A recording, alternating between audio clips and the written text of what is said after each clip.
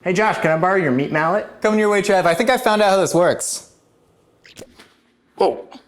Hey look, we finally figured it out. Oh yeah, the Stargate was right beneath me. I could feel its gravitational pull on my...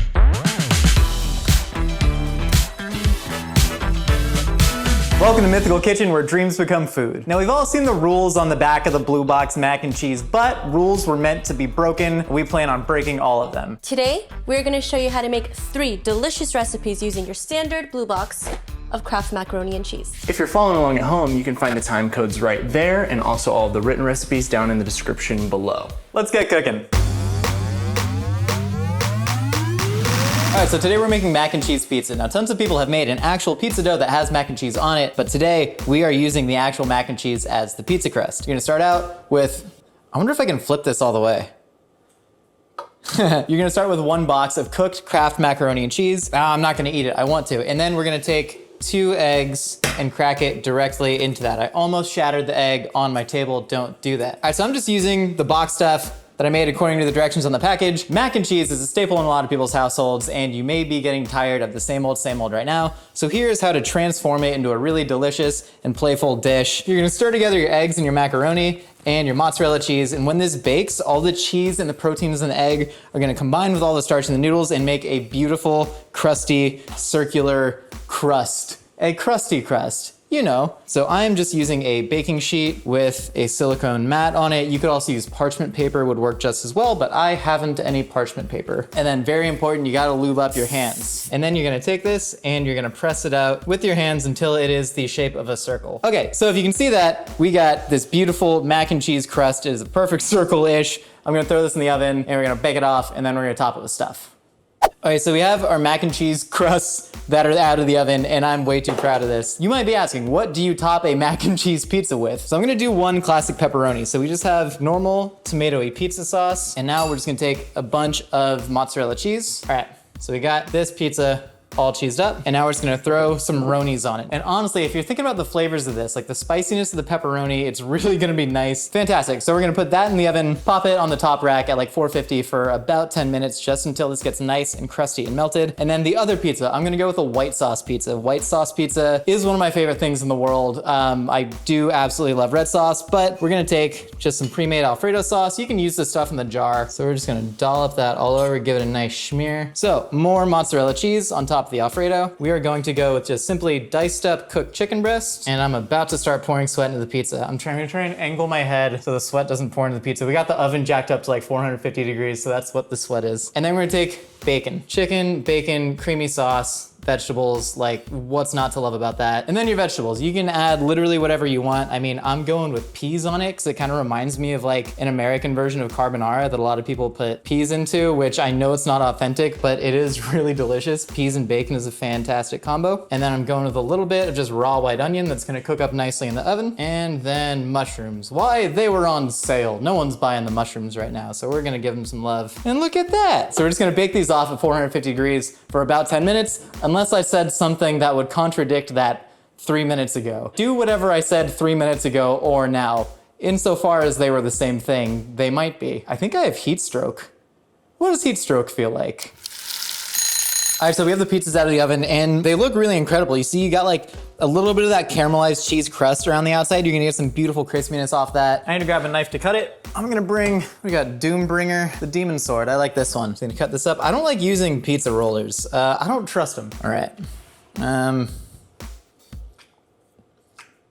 Don't do that. I shouldn't have done that. Got this all cut up. I'm gonna dig in. Look at that.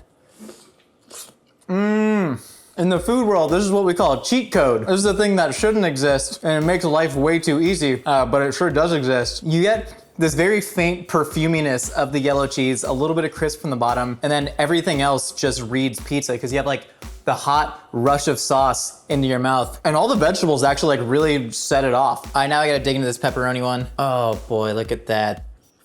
Now that's a pizza. I need ranch. That's what's gonna set this off. Nicole, give me a hand with some ranch? Yeah, here you go. Okay, yeah, but now turn the bottle upside down. Josh, are you trying to drink the ranch again? I don't need your judgment, I need you to squeeze.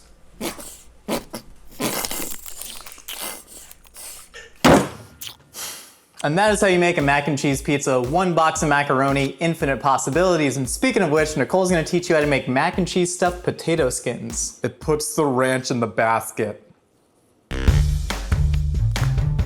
Today, we're gonna make some mac and cheese stuffed potato skins. They taste as delicious as they sound. First thing you're gonna wanna do is gonna take a russet potato. We call these AP potatoes. So I'm gonna take a fork and I'm going to stab this about 7 times. Then I'm gonna take 2 squares of foil. Then I'm gonna take some oil and I'm gonna put it on the bottom of this. And then I'm gonna add a hefty sprinkle of kosher salt. Then I'm gonna take my potatoes and I'm just gonna roll it in that mixture. And then I like to do a really, really secure tuck. So what I do is I move my potato to the corner, I fold it over the top, I take the sides, roll it in, and I just roll super duper tight. That way none of the oil is gonna spill out and it's nice, secure, and safe. And then I'm just gonna put it in a 400-degree oven for about 40 minutes. I like to always check it a little bit. I like to take a Mythical kitchen towel and squeeze it, and once it has a little bit of give, that's when I know it's fully cooked. Great, I'm gonna see those in 40 minutes. All right, time to check on our potatoes. Hot potato. I'm gonna let these cool for about 15-20 minutes. I don't wanna immediately cut into my potatoes because they'll totally fall apart. We don't wanna do that. We wanna let them rest for a little bit, cut them in half, get it started. I'm gonna make my macaroni and cheese. I'm gonna use 2 packs of Easy Mac. I'm gonna take, what's 2/3 plus 2/3?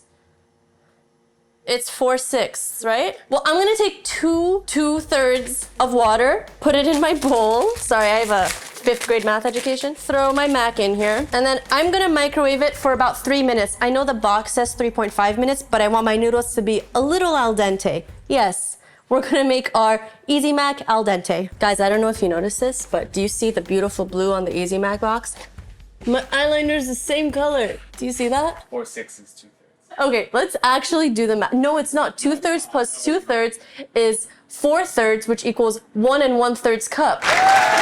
Okay, take my mac out. Just go ahead and add your packet and then just mix it up. Okay, now I'm gonna let that hang out. Let's get our potatoes started. So I removed my potatoes from the foil and I'm just gonna slice it right in half. Whenever you're making stuffed potato skins, it's really important to leave a little bit of a ridge around your potato so it can hold all of the beautiful cheesy goodness that we're gonna put inside of it. I like to kind of use my spoon to predetermine the shape and size of my vessel. You can see that it has a nice little covering of actual potato. I'm gonna set these on my sheet and then I'm going to put just a little bit of oil on them and then that way they'll crisp up nicely. Ooh, that was a lot of oil, baby. Too much. Rub them around on the outside, on the inside. We're gonna throw those in the oven for about 5 to 6 minutes so they can get nice and crispy. Okay, so I'm gonna start on my mashed taters. I have all of my tater bits in a bowl. I'm going to add about 1/3 of a cup of butter, and I'm gonna use about 1/4 of a cup of half and half. Half a teaspoon of salt, a few cracks of black pepper, great, and I'm just gonna mash this up. Now I'm gonna add in my cooled mac, then I'm gonna add 1/3 of a cup of cheese, and then I'm just gonna toss it together. Now we're gonna take out our skins and we're gonna stuff them. Then I'm gonna take a hefty spoonful of the mixture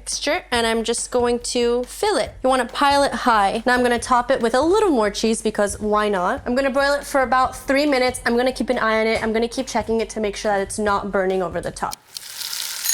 Let's take a look at our potatoes. Wow! Now I'm going to garnish these, some sour cream, and then I'm gonna add some freshly chopped parsley. You can add whatever green you want. If you have chives, add chives. If you have green onions, add green onions. Looks like we're done. Cool. Don't forget the ranch. Josh, I'm sorry, I don't think it needs ranch. The ranch, it goes on the potatoes. Josh, I'm not putting ranch in there. Nicole, put the ranch on the potatoes. Fine, just give me the ranch. Thank you, Nicole. You've always been so good at taking direction. She's a peach. Okay, time to taste my stuffed mac and cheese potato skins. Oh my gosh, it's so cheesy.